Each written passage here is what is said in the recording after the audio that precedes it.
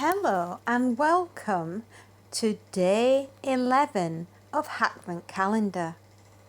Today we bring you Earth Abides by George R. Stewart, first published by Random House, New York in 1949, and this edition is from 1949.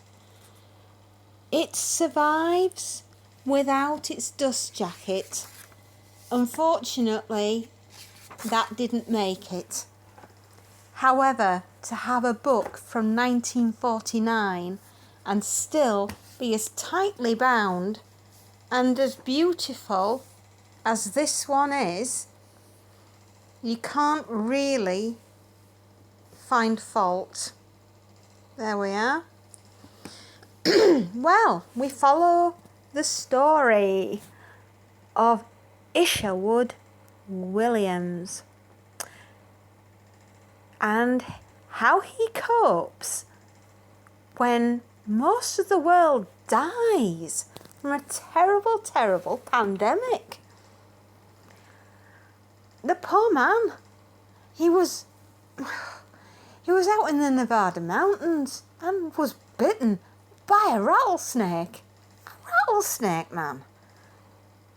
He goes back to his cabin, I don't know how he made it to his cabin with him being bitten by a rattlesnake. However, gets back to his cabin and he gets sick with the disease as well as the rattlesnake bite. I mean, while making life difficult for yourself, but have both, why not?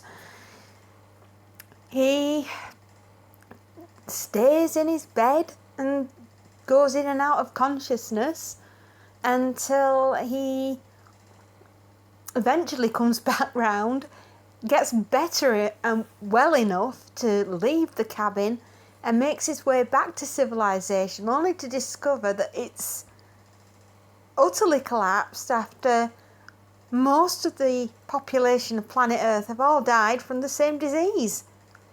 Was it the rattlesnake bite, I wonder, that made him, I don't know, survive? Maybe it didn't give the other disease a chance to get such a grip on him because it was too busy fighting the rattlesnake bite. Who knows?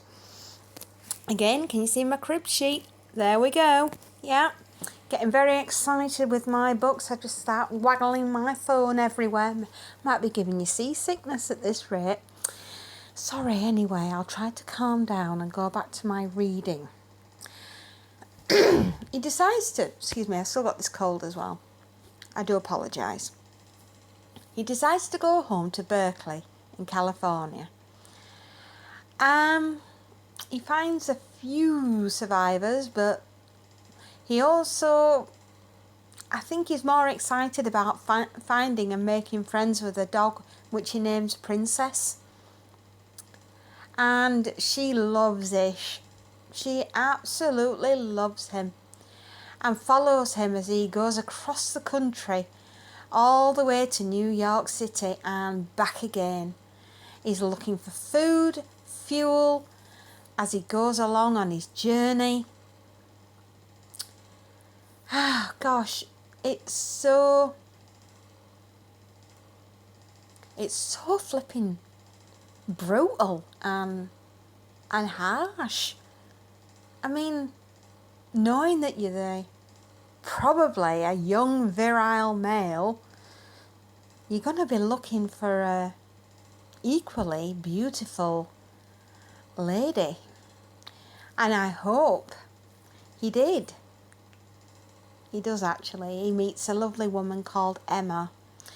And after talking to each other, they decide to agree that they are married and they want to consider themselves married. There's no one to actually marry them, but before God they decide to say, yes, we are married. And they start having children and start to, in their own way, repopulate the earth. It's got a very Adam and Eve style feeling through this book. I hope you give it a try. It's a really good, really interesting book. Happy readings, darlings, and enjoy.